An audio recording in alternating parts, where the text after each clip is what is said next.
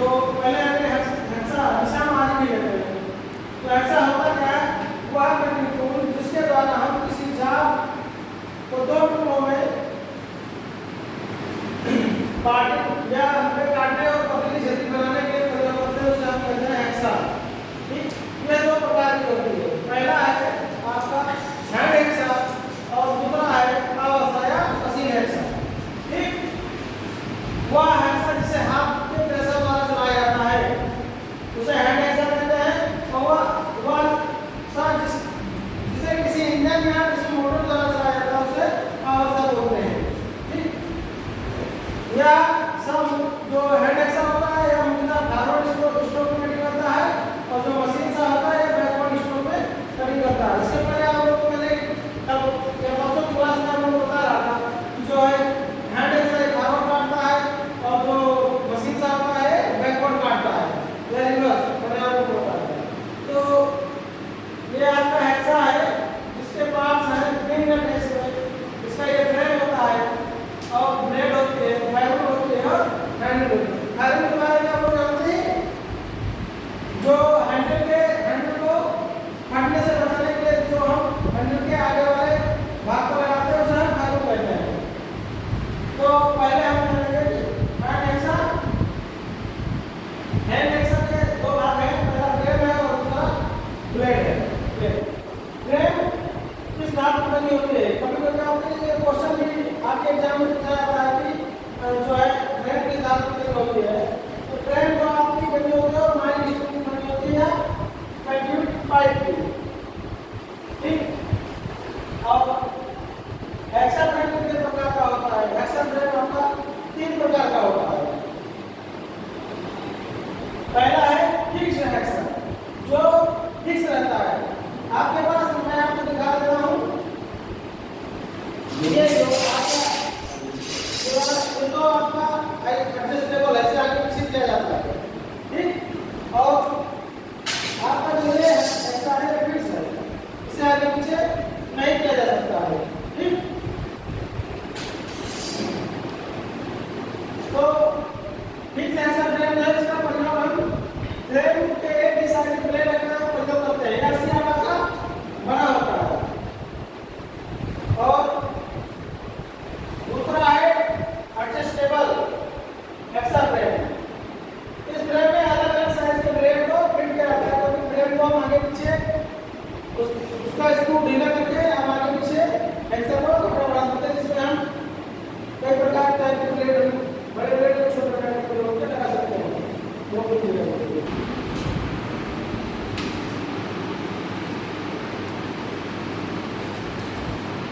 तीसरा आता है डेप्थ या विड्थ हेक्सा फ्रेम। इसका प्रयोग अधिक गहराई में कटिंग करने के लिए प्रयोग किया जाता है।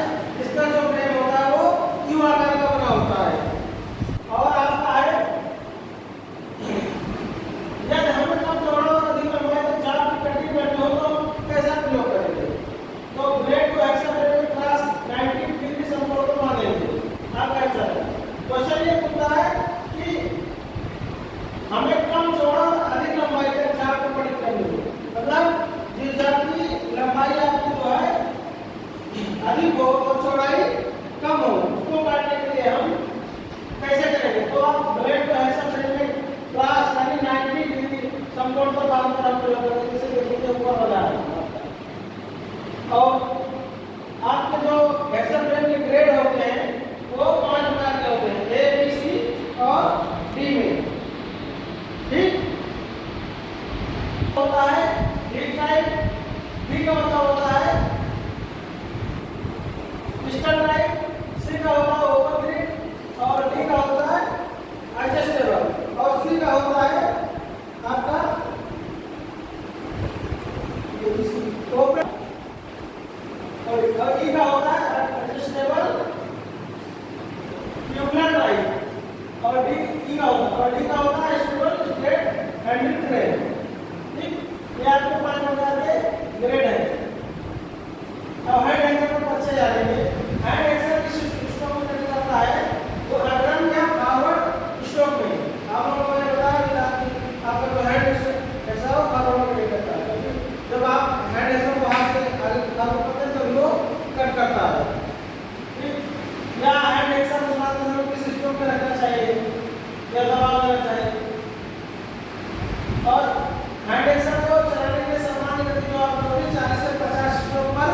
मिनट होती है।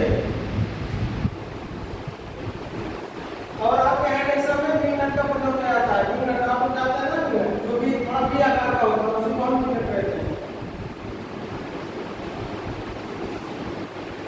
अब ब्लेड के जो फ्रेम के जिस भागों में ब्लेड के भागों को फंसाया जाता है उसे कहते हैं पिन या रेटनिंग पिन या प्रॉन्स। इसे 3 प्रकार से बोलते हैं। तो कौन सा हेक्सा फ्रेम है जिसे पिन या हैंडल की तरफ लगा हुआ है? तो आपका ये होता है piston grip adjustable hexa frame. अब ये आपका हेक्सा ब्लेड है, देख रहे हैं आप लोग, जो इसका एक बाहरी सिरा होता है और एक अंदरूनी सिरा होता है।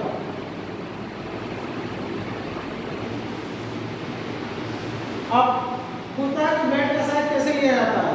तो दोनों स्लोकर के अंदर के बीच की दूरी से एक होल के बाहरी सिरे से जो हमारा हेक्सा ब्लेड होता है वो 300 mm से 250 mm की माप में आता है।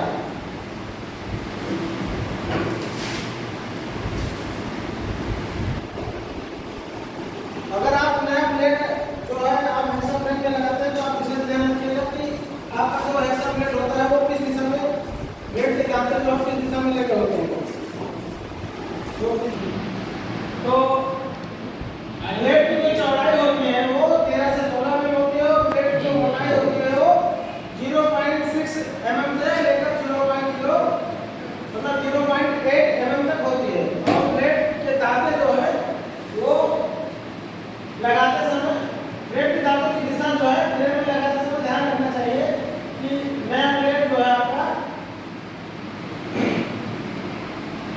उसकी दिशा जो है किस तरफ है। अब ब्लेड की जो दांतों की दिशा किस ओर होनी चाहिए? तो आगे की ओर होनी चाहिए। मतलब जब हम फॉरवर्ड कटिंग करते हैं तो आपके जो आपका ब्लेड है पिन की तरफ होना चाहिए, ठीक? या कारीगर के हैंडल के विपरीत दिशा में। कारीगर के हैंडल के विपरीत दिशा मतलब जिस तरह आप जो कारीगर के साइड जो है हैंडल होता है उसके विपरीत दिशा मतलब सामने की ओर, ठीक? किसी को कुछ पूछना है यहाँ तक नहीं समझ में आ रहा? बताओ कैसे करेंगे? या नया ब्लेड लेकर कट के विपरीत दिशा से हम कटिंग करेंगे। नहीं तो क्या होगा कि अगर आप नया ब्लेड लगा रहे हैं उसी कट पे कटिंग कर रहे हैं तो ब्लेड टूटने का खतरा रहता है। या तो आप उस कट को पूरा करने के पुराने ब्लेड का प्रयोग करें, ठीक?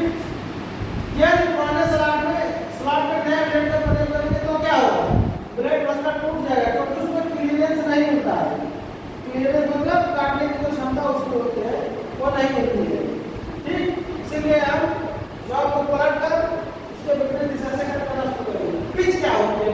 तो ब्लेड जो क्रमागत दांतों के सेंटर के बीच की दूरी को पिच कहते हैं। जो आपके जो ब्लेड के दांते होते हैं तो दो दांतों के बीच की क्रमागत जो दूरी होती है उसको पिच कहते हैं। और ग्रेड जो होता है 1 इंच या 1 सेंटीमीटर में बने दांतों की संख्या को हम ब्लेड का ग्रेड कहते हैं। इसका उद्देश्य जो है धार को कितनी मात्रा में काटना है ये दर्शाता है।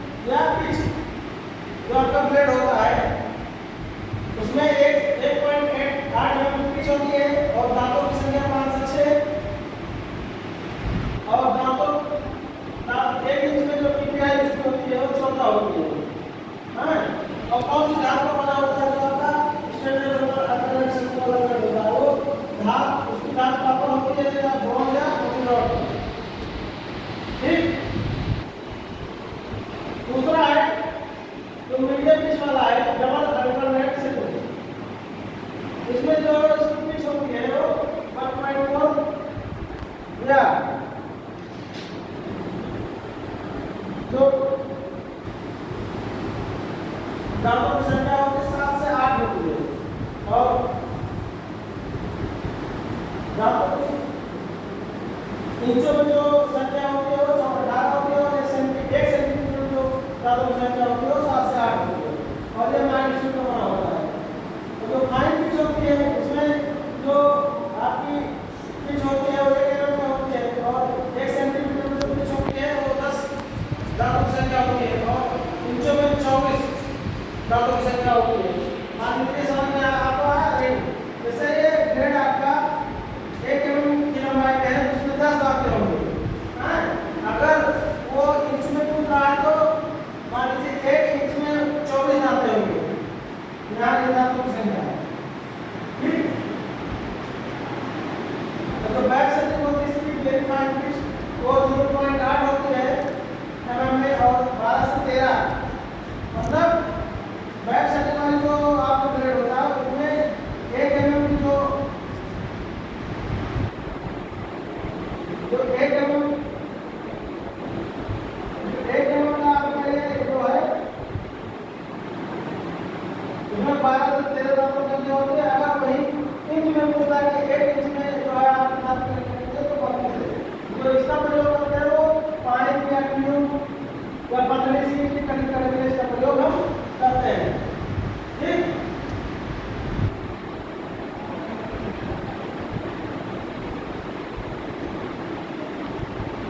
अब क्वेश्चन नंबर कहता है कि भारतीय स्टैंडर्ड के अनुसार स्टैंडर्ड सेटिंग की पिच या जो उसकी संख्या कितनी होती है। ये आईएस आप लोगों ने सुना होगा भारतीय स्टैंडर्ड सिस्टम,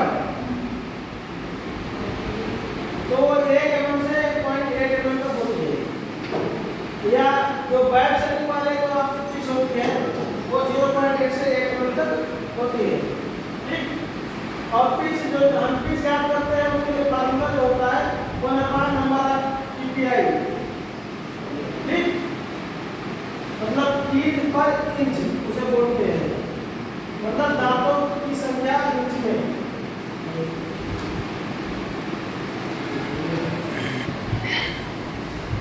जो ब्लेड